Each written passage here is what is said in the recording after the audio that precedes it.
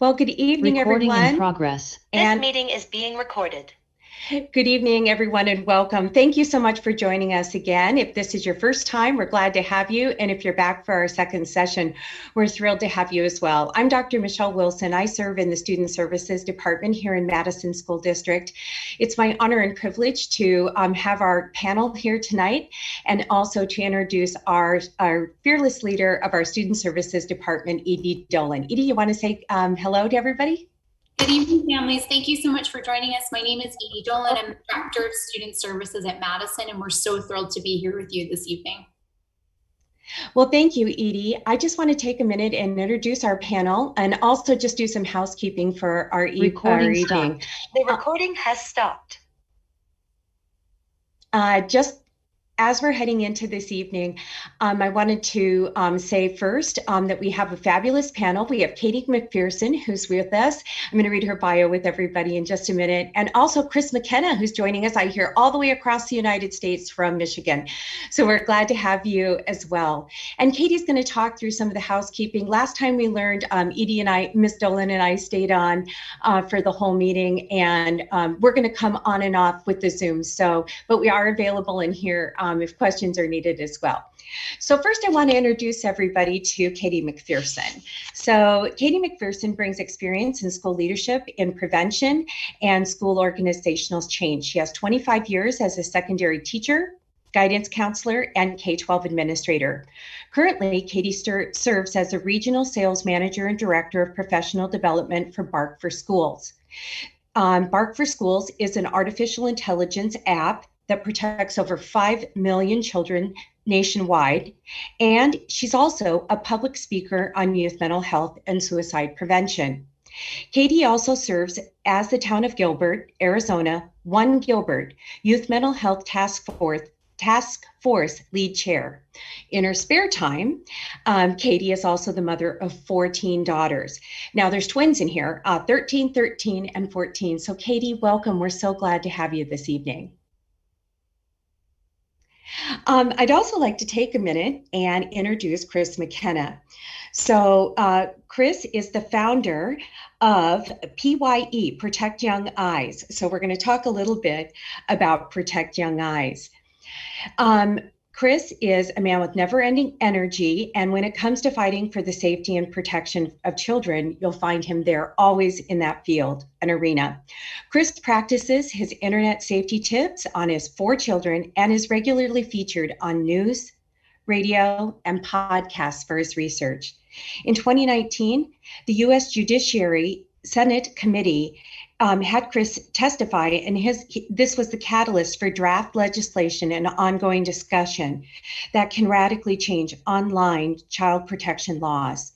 This earned Chris the Protect Young Eyes PYE NCOSE Dignity Defense Alert Award in 2020. The PYE team has performed over 1,300 presentations at schools, churches, and nonprofits, and was featured in the Childhood 2.0 movie. But when not leading PYE, Chris is the digital marketing manager for Covenant Eyes. Other loves include running, family, road trips, spreadsheets, nature, and I hear candy. So thank you for being here this evening, both of you, Katie and Chris. Now, Katie, I know we've got quite an audience today, and I think we had a little bit where we were on and off as far as live and recording. So for those of you, if we were having a few technical difficulties here at the beginning, I'm Dr. Michelle Wilson. I serve in Student Services. And if you missed the introduction, also our Director of Student Services is here, Edie Dolan. So good evening. We're going to be on and off here on the Zoom channel. We will be on the YouTube channel with all of you. And welcome, Katie McPherson, Chris McKenna. We are thrilled that you are going to lead us tonight in Childhood 2.0, what every parent needs to know about social media and gaming. Welcome and thank you. Thanks so much, Michelle. Just a reminder, in the YouTube link that you're on right now, we have a way to ask questions. You can be anonymous or put your name in. We're using an app called Slido, SLIDO. www.do.com. The link should be in the YouTube chat for you. And our unique link to that is number 047589. So if you'd like to ask questions throughout our talk here, please pop those questions into Slido, and we'll be happy to address those as we go, as well as at the end. So I am just so honored to have my colleague Chris McKenna with us here tonight. Chris and I both hail from the state of Michigan. He's still there in the snow. I got out 25 years ago. I was like, I'm out, I'm done with Michigan State. So here I am in sunny Arizona. But Chris and I had the chance to meet each other through some mutual colleagues, and I've just really enjoyed having him in my collegial network. He is a subject matter expert, he is a dad, he is a passionate advocate, and he works behind the scenes, even as late as today, on legislation to protect children. So I'm super excited to have you here tonight. There are so many questions related to the topic of devices, internet safety, social media, gaming, virtual reality. I mean, there's so much to talk about, and we only have about 50 minutes left. So I do have just some basic questions that you get all of the time. And then please feel free to expand and throw in all of your expertise so that my Arizona friends can soak it all in. So my first question is really, you and I do talks for parents and kids and faculty members, law enforcement, and we often get asked the question, what age should I give my child a device? So I think we probably need to define which devices. Right. And then, everybody wants us to hang our hat on 12, 13, 15, never. Right. Yeah. Expand on your own answer and your own expertise on that.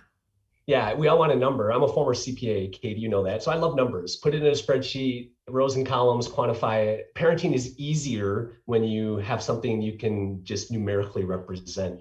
And this one is complicated. Why? Because it's a device, but it's more than that. We were talking earlier, I refer to it as a supercomputer. We've put supercomputers in this size, and therefore, if you're going to give a young person with an underdeveloped prefrontal cortex with a decision-making path that isn't the same as ours as an adult, with that much power and that much potential, there's bound to be variables, right? You have 4 children, I have 4 children, and therefore the way in which those brains are shaped in those 8 different children is going to respond neurologically different.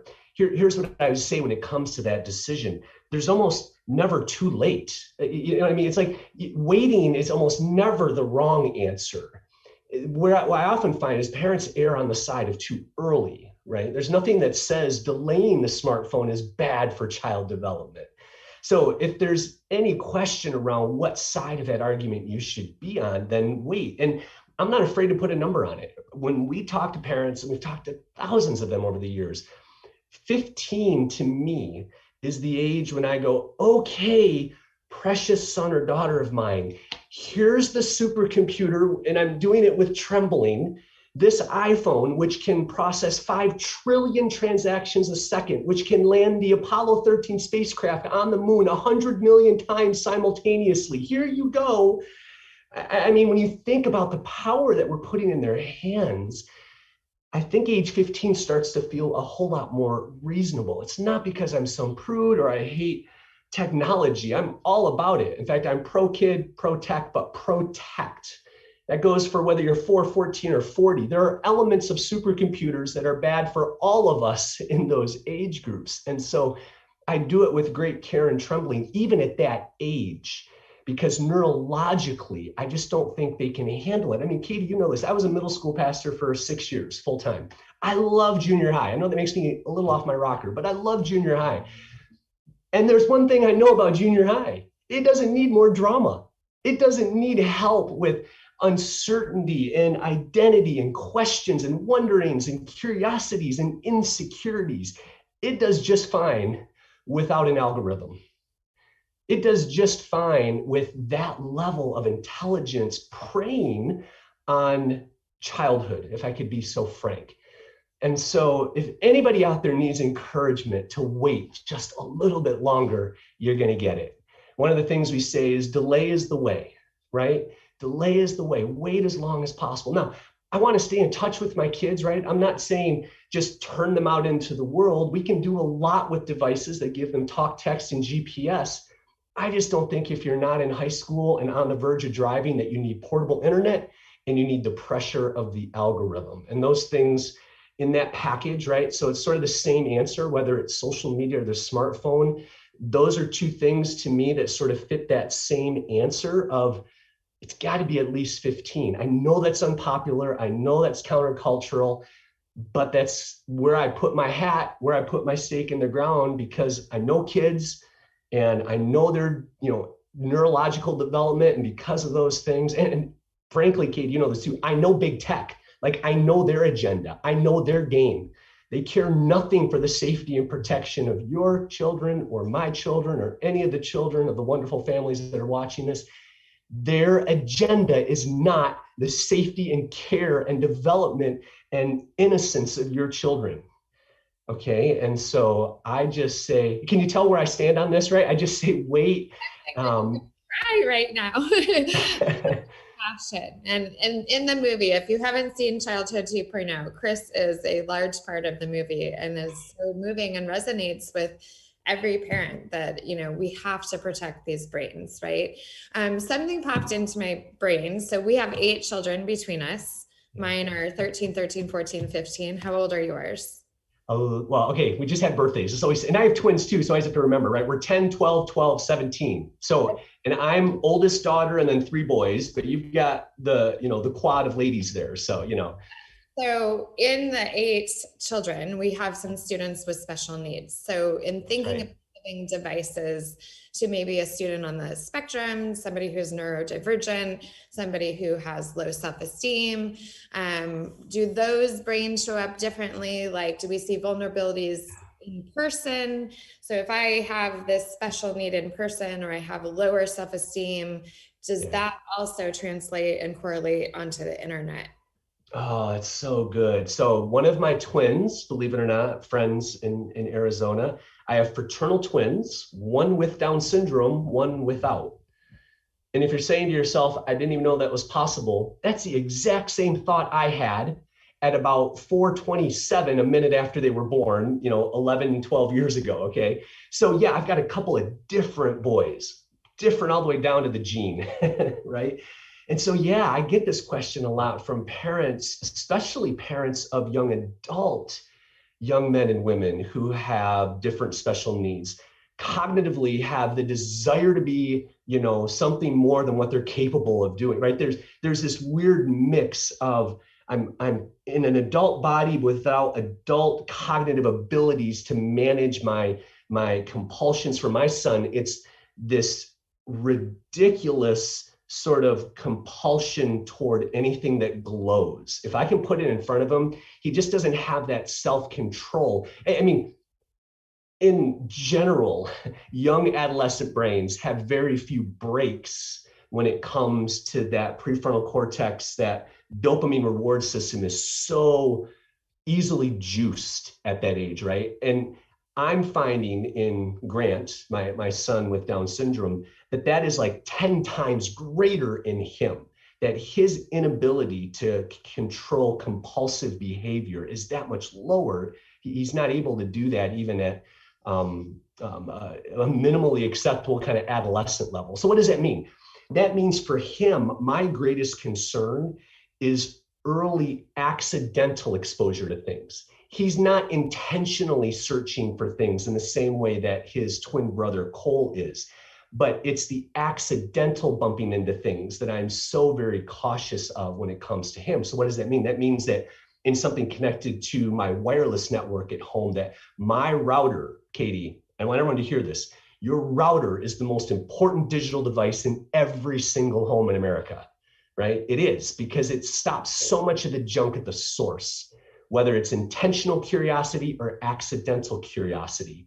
When it comes to his brain and the way that he can't control his clicks and taps and just go down that YouTube, rabbit trail, I want to block as much of the accidental I ran into that stuff exposures as possible. So when I've talked to families, who are in that situation, it's the number one question is, how's your Wi-Fi network, right? How are you doing on those accidental things? And then we kind of go from there, just depending on their kid and what they like. Do they like, watching monster trucks? Do they like watching YouTube? Then we kind of go app by app to tune it to a place where it does minimal harm to that young man or young woman who wants to be using that application. So I get that question a lot, specifically more along the lines of like autism, ADD, ADHD, because those brains are just, wired a little bit differently. So that was an excellent answer. So that brings me, because you brought it up, it segues into, we also, and you more than me, get questions about, my 9-year-old accidentally stumbled upon inappropriate content on the internet, or somebody on the bus or on the soccer field showed my child something really inappropriate that was explicit sexual content. So I think you just outlined sometimes kids are intentionally looking for it and Googling, a word that is part of our anatomy, and all sorts of those things pop up as they're searching for that. And then sometimes they're in a game that has a hyperlink that, is purposely put there by the industry to kind of lure them in. So could you talk to parents about, A, what is out there and how is this infiltrating into popular kids games, but B, when and how do we start having conversations about when you're exposed to this, not if? That's right. Yeah. So there's a couple of facets to that. It's what's the reality, and then how do we get in front and how do we respond, right? So it's kind of three facets to that. If it's connected to the internet, it has the potential for porn. That's kind of my formula, okay? Because if there's anything that is done well or first on the internet almost always pornifies it first. VR is a perfect example, right? That was the most popular device given at Christmas time. Oculus was one of the most downloaded apps on December 26th, 2021, based on the gifts that were opened up 1 or 2 days earlier. But long before it was popular for us, VR porn has been a thing. So you can rest assured that whether it's YouTube or even what I'll call micro-sexualization, that's a term that I use for spaces like the Discover section of Snapchat. You're not going to find outright porn, but spend enough time in it and you're going to feel just a little bit like you should take a shower, right? Those kinds of experiences that I want parents to understand that it may not be outright pornography, but there is a sexualization. And I want to be careful. I'm not trying to make any stereotypes or political statements or anything, but they know that sort of content gets more clicks, whether it's teen boys or teen girls. So the clicks equal revenue. Let's just take this back to really the motivation here, right? Whether it's the ads or the articles in Snapchat, or the ads that start to pop up in the Explore section of Instagram, or the ridiculously crazy intelligent way that the TikTok algorithm figures out your pauses and taps and things to start showing you content that it thinks you want. It's everywhere, friends. It's everywhere. And don't be fooled by a toggle that says restricted mode. You're really just trusting TikTok's version of morality and not yours. So let's just accept that it's everywhere. So what do we do about that? On the prevent side, I tend to see most things in parenting or in my different jobs that I've had as trying to mitigate risk, right? Parenting, you can't protect them from everything. So you make decisions to try to mitigate as much risk in the life of your kids as possible. And one of the ways we mitigate risk is by getting in front of the event that we're freaked out about. So if I could ask everybody listening, watching to this right now, or even later, if I were to ask you, what do you think is the right age to talk about pornography? I would love to know.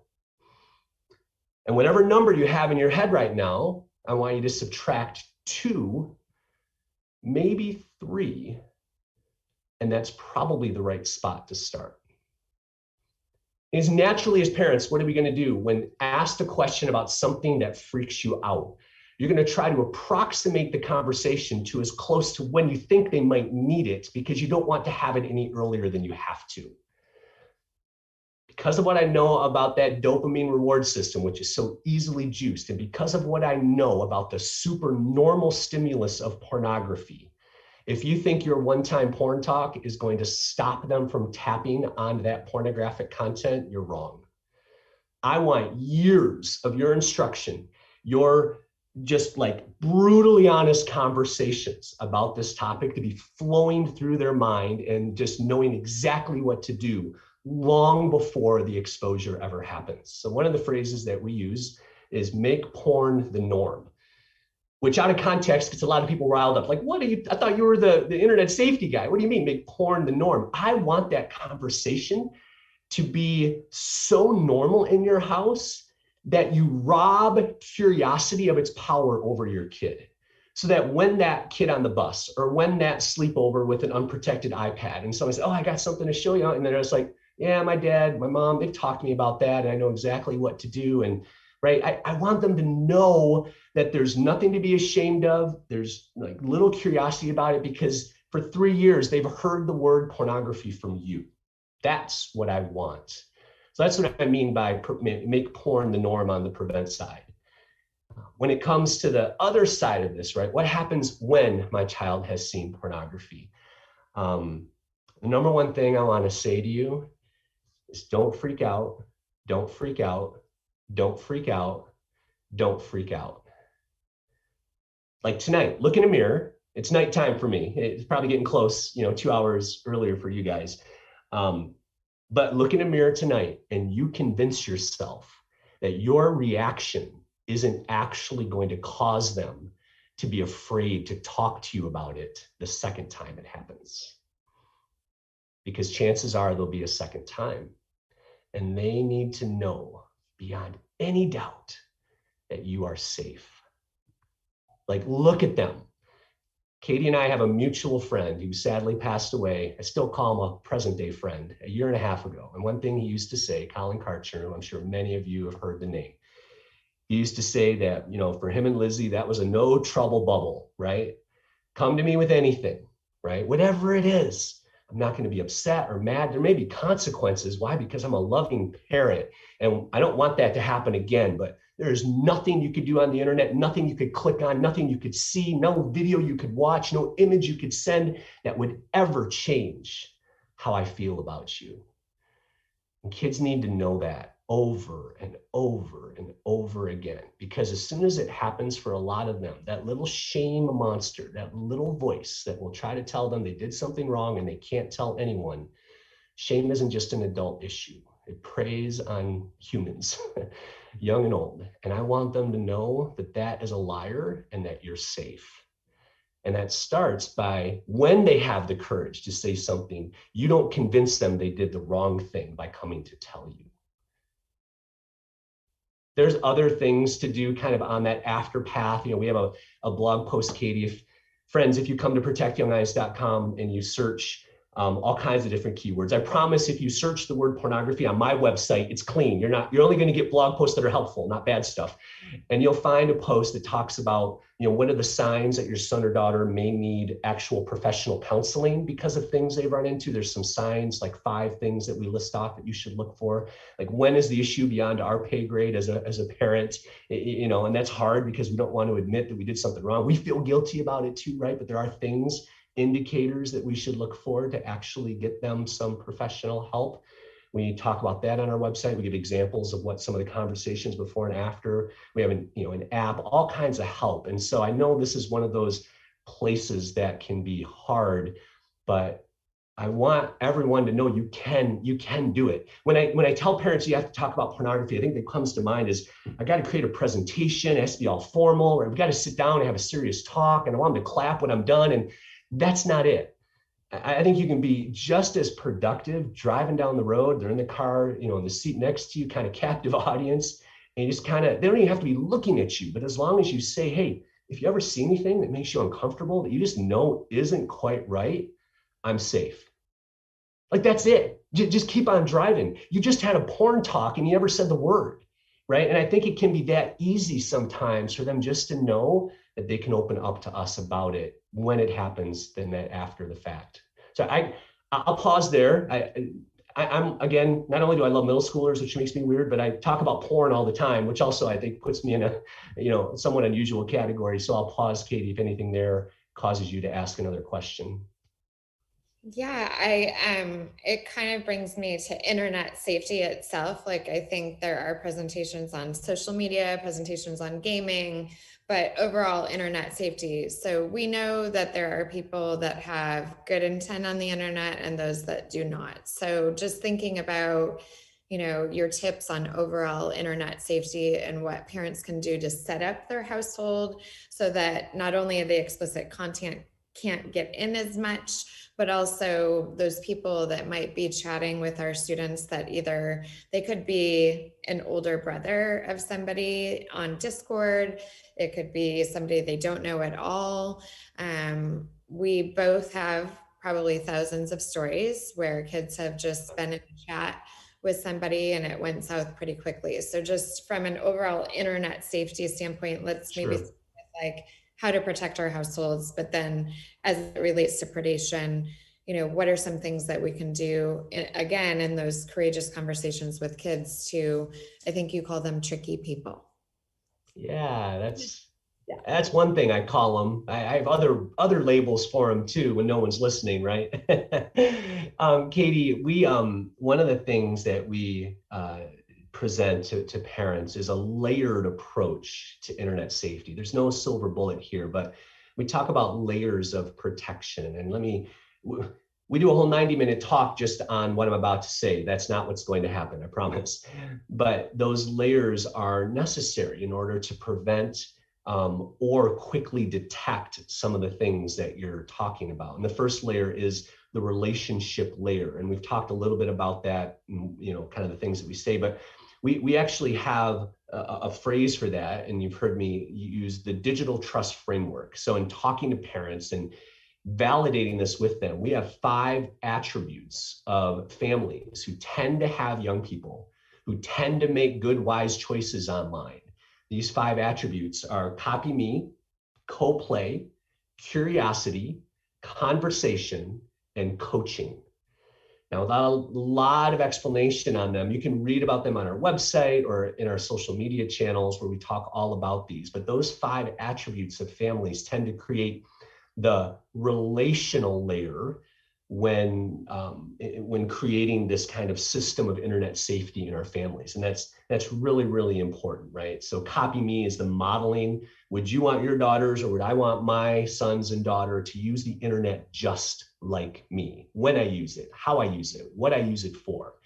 That's so, so important. Co-play is doing tech with them. Shoulder to shoulder technology with our kids starting at a young age is so important for building that digital trust. Curiosity, our posture with them.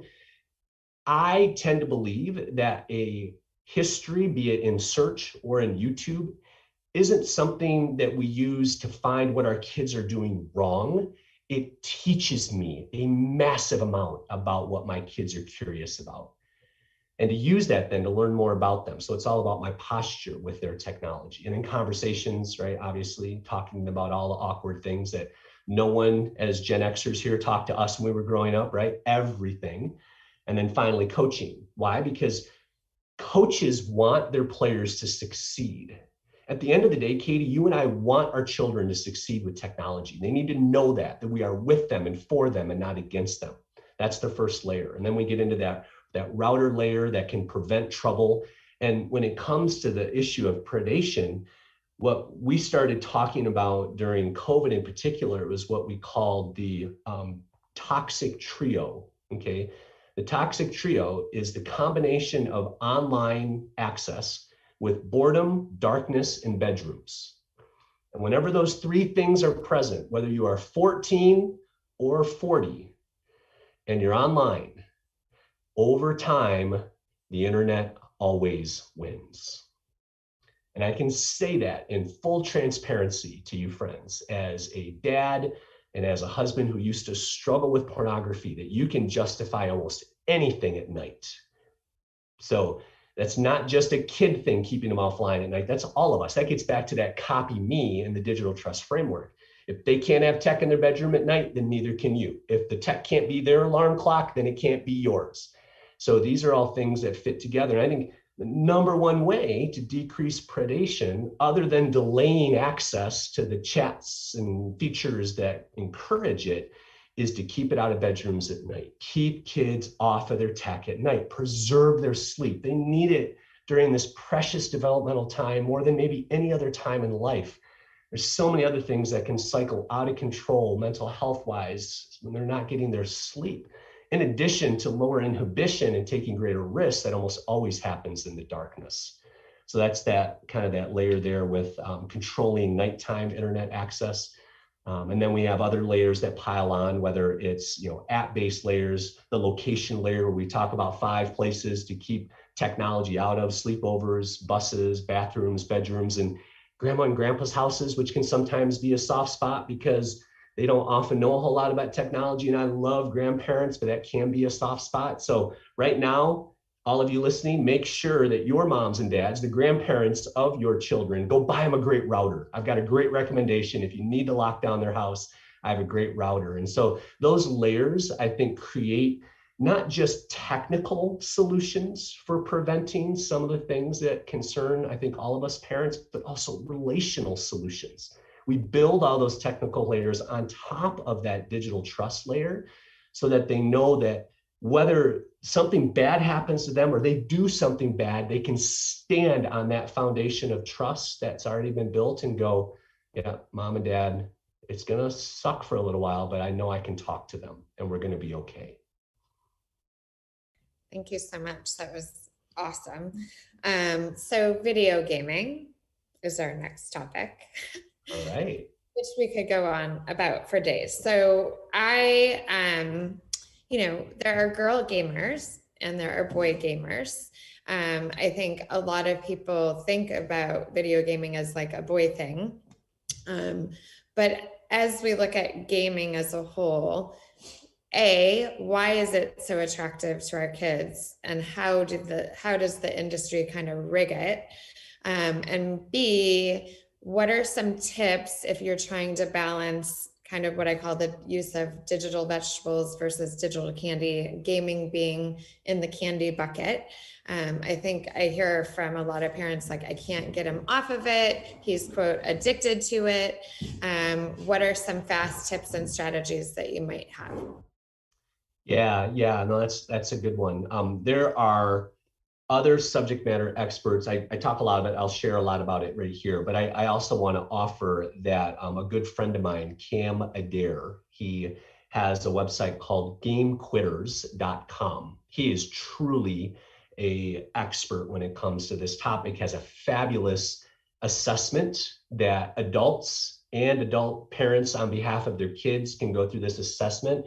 We throw the word addiction around a lot. It's somewhat of a word that fires people up because it can mean a lot of different things, but it is real. And this assessment can help. So if anybody out there is wondering, is my son or daughter, addicted to their technology, specifically gaming, go to GameQuitters.com and there's a free little mini assessment you can take just to kind of get some indicators as to what you might be up against. And so, yeah, today's games are a lot different than what I grew up with, Katie. They're tuned for my attention. They used to be tuned for fun, but now they're tuned for attention. And that's a whole different beast. There are games that are a lot of fun. Minecraft, my kids played a lot of Minecraft, right? Minecraft seems, and it for the most part is, fairly innocent, but Minecraft is built very specifically. What do I mean by that? Minecraft hides different rewards, be it axes or ores or other things throughout. Why does it do that? Because Minecraft knows that if the brain constantly believes it might uncover something, it'll keep trying to uncover something. It's the slot machine, the variable rewards impact of video games today. This is why Fortnite hides loot and other, right? It's these loot boxes. I might get that skin or that thing that I'm looking for. So the promise of might. See, dopamine isn't that I've seen something. Dopamine is that I might see something. It's that anticipation of rewards. And so as soon as we believe that something has value, our friends play this game and we've been told this is a really cool, popular skin or thing to have. We now have in my brain this propensity to believe that it's important. So that's the dopamine drip. So I'm going to stay motivated and focused to go find it. And games know this. They're tuned and built that way. So the first thing that I say to parents, and this isn't, I got to give credit where credit's due. This was a conversation that Titania Jordan, Titania is the chief marketing officer at Bark, fabulous mom herself, right? And we were talking about gaming in a webinar together. And she said, Chris, the number one thing I have to remember in dealing with my own son is it's the brain against the game. It's not me versus my kid. So if my kid ignores me when I tell them to put the video game down, it's not because they're being a bad kid. This game is tuned to make them ignore me. It's a brain game because that game is doing exactly what it's been designed to do. And so I think right away that helps us as parents to be a little more empathetic and a little less upset and taking it personally that they're trying to be disobedient. No, honestly, moms and dads, if you were the 14-year-old version of you playing that game, you would be ignoring your parents too, because the game was tuned to make your son or daughter do that. So that helps us, I think, lead with empathy when it comes to these games, because Katie, they are intelligent. This is not the Missile Command and the Space Invaders that I grew up with. The worst thing that could happen to me is what I call the tarry thumb, because I pushed this, the fire button too long on Space Invaders. That was like the extent of the damage that I could incur in video games back in the 1980s. So mine was Miss Pac-Man and getting eaten by the whatever it was, the squiggly thing. Yes, yeah, right. That's good stuff. So that's I think a good position is that position of empathy. Just understand that if you're going to put games that are tuned for addiction in front of young adolescent brains, when that young adolescent brain exhibits signs of addiction, to me, that's a perfectly predictable outcome for something that's designed to exactly do that thing.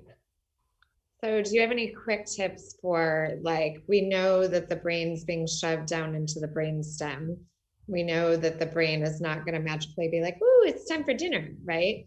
Do you have any quick tips or strategies for parents from a tactical or practical way to strategize evenings so that if their child wants to play and has all their homework done and behaviors in line and grades are good and everything's great, how do we kind of balance that allowable play with life and getting good sleep? Yeah, so this will be really tricky. So first I want to say, okay, parents, you know your kiddo's best. So take everything that I'm about to say through the lens of, I know my kiddo best. There's different positions when it comes to video games. When it comes to internet safety, experts, like us, Katie, some are on the spectrum of not at all. They just don't think that 10, 11, and 12-year-olds should have any video games at all. And so if you're a parent who has that thought, I will tell you that's an okay thought. Okay, that's an okay thought. But if you're a parent on the spectrum of I'm going to allow some, then what I would encourage is less of a quantified and more of a whole child approach to that. Meaning that just because, they've got their homework done and now they get 30 minutes, that may be okay. But for some kids, 30 minutes at 7 p.m. at night might not be a good idea. So you look at all of those different factors. You look at, are they getting their work done? Can they put the game down no matter when they're playing it? Can they put the game down and help you with something in the moment that you need it, right? Are they generally pleasant to be around? Are they kind to their brothers and sisters? Are they able to turn it off in order to go to sleep, right? So there's a list of things that I should pull up. It's in one of my Instagram highlights because someone asked me this. I kind of listed all of these things to say, hey, look at the whole child and look at the totality of those answers and then ask yourself, all right, how are we doing? One of the real simple things, Katie, is to look at what happens when you take it away. If every time you take it away, whether it's been 5, 15, or 50 minutes, whether it's at noon, 6 p.m., or 9 p.m., if when you take it away, they turn into an ultra rage-filled version of themselves, then they're probably not in the right zone for what it means to have a healthy relationship with that game. So look for those signs. Parents, you know your kiddos best. I tend to live a little bit more on the some gaming is okay spectrum, right? My kids play the Switch. I play it with them. So that's where I weave in the digital trust part of that. I co-play with my kids. I want them to know that Switch with dad from time to time, even though I'm horrible, Katie, is an okay thing. That's achieving a couple of objectives other than just wasting time on the video game. It's using that candy version of screen time as a way to actually build some digital trust with them, if that as a family is something that you've chose to have a part of your digital devices. Okay, so look for those opportunities. One of the things that I would say definitely in that kind of 7 to 12 range is no child should have a gaming device, and this goes to a tablet. No child who is in your home should have a device that is theirs. Every single internet connected device, and that includes the Xbox and the PlayStation and the Kindle and the Switch, every single one of them is co-owned. And so even when it comes to like Christmas or birthday gifts, if there's any grandparents who are listening to this or watching this, do not give your grandkids technology. You give that technology to your son or daughter, their mom or dad, so that they can say, aren't I an amazing parent who is stewarding this device to you, and we're going to use it together. Everything is co-owned. That's a really important part of whether it's video games, a gaming device, any sort of device that's connected to the internet. Let them know that it's something that you're involved in as a part of that kind of whole plan around video games or whatever it is. Thank you so much. Okay, so my last question for you is, so I'm just going to throw out some headlines, which today is a good day with the Earn It Act thing. But so Instagram's the worst app for females, or social media is causing more anxiety, depression, suicide. So there's a lot of articles out there steeped in moral panic. Some of them are solid research, some of them are not. So on the front of social media, knowing all of the things that you know, both from inside the industry and then the role that you play outside of the industry, but part of it, what do we do? Like, do we give it? Do we not give it? When they misuse it, do we take it away? What are some of your thoughts just about social media and maybe the reputation that it has? Yeah. It's earned its reputation, Katie, and it deserves its reputation. And I get emotional talking about it. Social media does not care about my children. It does not care about your daughters. There is so much that we don't know. Even the most authoritative research that we have on the other side of the curtain being Meta or Snapchat or TikTok. There's so much that we don't know. I don't care what your opinions are about Casey Hagen, the whistleblower, and what her motives were or not. I'm not interested in that political conversation, but I can tell you she stirred up the right child safety conversation by sharing, like, just read the documentation. She didn't fabricate it. She didn't make it up. This is internal documentation. It is just a drip. It is just a speck in terms of a representative sample of what these organizations really know about the real interactions of all of us as human beings on their devices. So here's what I would say. If our poor instance of evidence points to the potential for harms, and I would say a decent potential for harms, then what do you think the real concrete evidence behind the curtain would tell us? I think it would tell us things that we would suspect that it would tell us. Now, does this mean that every 15-year-old that you drop inside of TikTok or you drop inside of Snapchat or Instagram is going to make horrible choices and is going to be depressed or suicidal? No. I gave my daughter Instagram when she turned 15. It came with her first pretty dumb iPhone at the time, and that was the social media of choice. Now, there were years of things that I did in order to prepare her for that, and I'm not going to go into all of that, but that to me was still a risk at that time. Why was it a risk? Because I tend to see social media as a bowl or a pot of good boiling soup, all right? This is a cold weather thing, so some of you maybe can't relate, but here in Michigan right now, we love a big pot of boiling soup. And in a good pot of soup, you've got herbs and spices, and you have meat and vegetables in there. And every piece of meat or vegetable, I promise I am getting to a point here. You're like, I'm getting hungry. I am getting to a point. Every meat or vegetable in there is going to pick up slightly different spices, a slightly different version of flavor based on its nooks and crannies and the way that it floats and absorbs. That is exactly what I think happens in social media with our teen sons and daughters. We drop them into this social media soup, and they have different experiences, different things that have or haven't happened to them, different nurture, different nature, different brains, all of these different variables. Those are their nooks and crannies and crevices. And we drop them into, dare I say, lowercase g, godlike algorithms. It just shouldn't surprise us at all that from time to time, there are teens who are adversely affected by being dropped inside of that digital soup. It shouldn't surprise us at all that there are young people that from time to time horribly discover drugs and all the, this should not surprise us. Friends, we should never be surprised when that brain, if we understand adolescent neurology, we should never be surprised that eventually a 16-year-old makes a mistake on Snapchat, an app that actually has features that encourage you to send things that disappear inside of a brain that has very little ability to make wise decisions. Friends, this should never surprise us. So yes, young people are going to make mistakes inside of social media. I'm not into scare tactics to say that every kid is going to turn out that way. But as I started off, everything about parenting to me is about risk mitigation.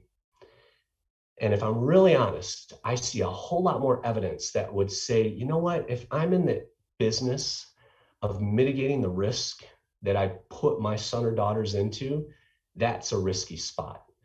So if I'm going to put my son or daughter in there, I better have all kinds of preparation and protections and involvement and all kinds of things in place to make sure that he or she doesn't become another one of those statistics that we read about. So I don't want us to be afraid or freaked out about it, but I want us to be careful. I want us to treat every single social media environment as if it were a scalpel. If you were to hand your son or daughter a scalpel, which is a dangerous thing, it's not that every kid would use it incorrectly, but we would want them to be trained, prepared, we would monitor, we'd be involved. What if we envisioned every single internet-connected device as if it were a scalpel, including TikTok and Snapchat and all of these places? Be that careful with what you give your sons and daughters. That's really a powerful testimony. Thank you so much. So just to round out, we have about 12 minutes left, so I want to leave some time for questions, but I do have one more sort of general question, and it's really about, like, if you had a magic wand, what would this look like? I mean, we're lacking sort of this clearinghouse of training, right? Like, you have Protect Young Eyes, we have Common Sense Media, we have Smart Social, Healthy Habits, Digital Natives. We have a lot of, kind of singular folks, right? That have these amazing resources. But my magic wand dream is like this federal clearinghouse, like we have for school safety. So we have schoolsafety.gov that has all of these, grants and resources and dashboards and things like that. So for Chris McKenna, if you were to wave a magic wand, one, what would that look like? And lastly, what can parents do to help people like you that have these amazing resources that are pounding pavement as this warrior out there in the world? Like, how can we help not only our kids, but also people like you that are waging, legislation and things like that to protect our children? Yeah, thanks, Katie. So my magic wand, wow. What I would do is what I would flip the triangle. Okay, what do I mean by that? Right now we have an inverse impact ability triangle, meaning imagine a triangle with its point down. And if you think about the inverse relationship when it comes to responsibility, right now, the least amount of responsibility when it comes to protecting our kids is at the point, and that's big tech. The second layer there, which is not quite as thin as big tech, getting a little bit bigger, is our laws, which are over 2 decades old when it comes to protecting our kids. Then there's parents, and then our children. What we have right now is a disproportionately large burden of protection that has been placed on children and parents. Now, like many of you on this call, let me be the first to say, I do believe that parents are the number one responsible for protecting their children. That is our job. But I will also say that not all children are afforded the benefit of parents who believe that way. It is our job to care for not only our more privileged children, but I believe the vulnerable among us. Therefore, I want to flip that triangle. I believe that the greatest responsibility, why? Because they have the most impact and resources, is on big tech. They have this magical ability to solve every problem when it comes to expanding their reach, their engagement, and their profits. And yet they seem to be impotent when it comes to protecting our children because they have no incentive to have a different model, which means we need better laws in order to incentivize big tech to treat our kids with the same amount of care as they do their bottom line. And then parents and children can line up on top of that strong foundation. So my magic wand would flip that triangle. Now, I'm going to be perfectly honest, the United States is woefully behind when it comes to what they expect of technology and our laws when it comes to protecting our children. When you look at what's happening in the UK and Australia and New Zealand and other places, they are killing us when it comes to thinking about children first, right? Safety by design as a proactive measure, we are so far behind. So, as I talk to you today, there's things that are happening in Congress right now to try to do that, but that's really hard work. But that's my dream, and I'm gonna fight tooth and nail to get it. So, where can people find you? So we know you're in Michigan and we know it's snowing, but where can we actually find your wonderful resources? Yeah, thanks for that. The website is protectyoungeyes.com. You can also search for us on Facebook and Instagram. I'm quite active on Instagram at Protect Young Eyes. We also have a Twitter account, but I really don't like Twitter. So you can follow us there, but come to Instagram. The other place is going to be, during COVID, when it locked down all of our presentations, we went all in and built an app for parents. So you could go to the Android Google Play Store or the Apple App Store and search Protect Young Eyes. There you would find our Protect app. Everything I just said broken down into 500 mini lessons, bilingual, because as you do, Katie, also speak Spanish. It's really important to me. I mean, we know how difficult it is to protect our digital natives in our native language. Imagine being a parent who had children who are bilingual and you're not, how difficult it is for them. So we want to bridge that gap. And so parents can find that as a free download to also receive some of this information right in their pockets. And do you travel? I do. In fact, we have, between now and the end of March, I think we have 52 presentations all over the country, spanning from East Coast to West Coast. So thankful that places are opening back up again to allow us the chance to come in to speak to parents and educators and students. So. Well, thank you so much for being here tonight. Michelle, I don't see any burning questions in the app right now. Do you or Edie have any questions or closing comments? It's about 7:23, so I just want to honor everyone's time. Yeah, I just had one question for Chris. I was thinking if I'm a grandparent now and I have raised 2 teenagers. And for those of you who know my background, I served as a high school principal for a long time and an elementary administrator for quite some time as well. So I was thinking through all those different lenses. Chris, I wanted to ask you this. If you were going to give all of us administrators and parents who are listening, and many of our parents have kids in elementary school and also in high school, if you could just give us that one, like the one action that we can take that would help make our kids the most safe. We would love to hear that advice that you would give us. And we'll take 2 or 3 actions, but what's the one thing that we can do to help our kids be the most safe? I think we would all really value that, your input on that one. Yeah, sure. Thank you, Dr. Wilson. I'll answer a relational item and a technical item because I think both are necessary. And I alluded to some of this in the 5 layers of digital trust, but parents, I want you to hear this so deeply. If the 13 or 14-year-old version of you was interacting with these technologies, you would be doing the exact same thing they are. When I see a young person who is hopelessly addicted to a video game, I say, that's not all their fault. When I see a young person who can't stop scrolling through TikTok videos, which I sometimes can't either, I say to myself, that's not their fault.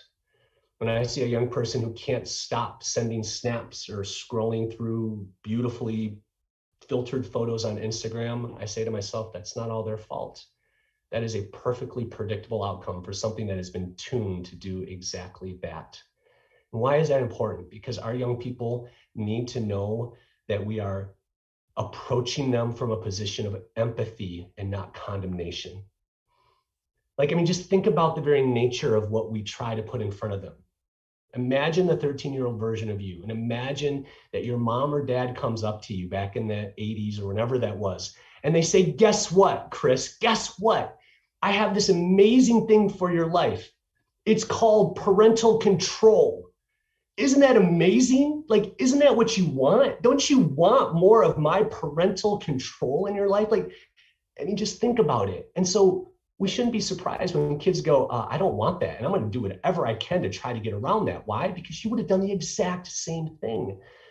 And so I want us to approach them from a position of abundant empathy. Imagine growing up in a world where porn is ubiquitous, where your worst moments are magnified, where marketing is targeting you at every turn, where everything about what used to make my teenage years safe, getting off the bus, going home for the weekends, having a summer break, where everything that was wrong about the school year used to kind of reset and you came back friends in the fall, everything that used to make torment in growing up go away is now what accelerates it.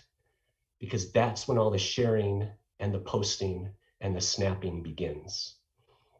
Relationally, that's the position that I want us to have with our kids, to look at them and say, wow, I know it's hard to be a parent today, but it must be even harder being you. It must be hard growing up today. And I think that is our constant attitude in how we approach our young people when they make mistakes, not if, when they make mistakes. I think we actually can exit those situations with more digital trust than when we started. So that's the number one thing that I would say. Alongside that, get a Griffin router and block the junk at the source. That seems to pale in comparison next to the first thing that I said. And I know that routers are one of those things that most parents go, I don't understand it, freak out, it's behind the couch, haven't thought about it in years. No, go hug your router tonight. It is the most important technical device in your house. And if you don't understand it, go to our website and look up our ultimate guide for routers, because I just poured a ton of energy into it to try to overcome that fear. But those are the 1-2 punch that I would say to parents to answer your question. And can you spell Griffin? I will. GRYPHON.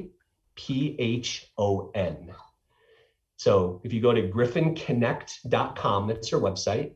And you can even use my special code PYEFriends15, and you'll get a better price than Amazon. You'll get $15 off. So there you go. I love it. Well, thank you. Well, we can't thank you.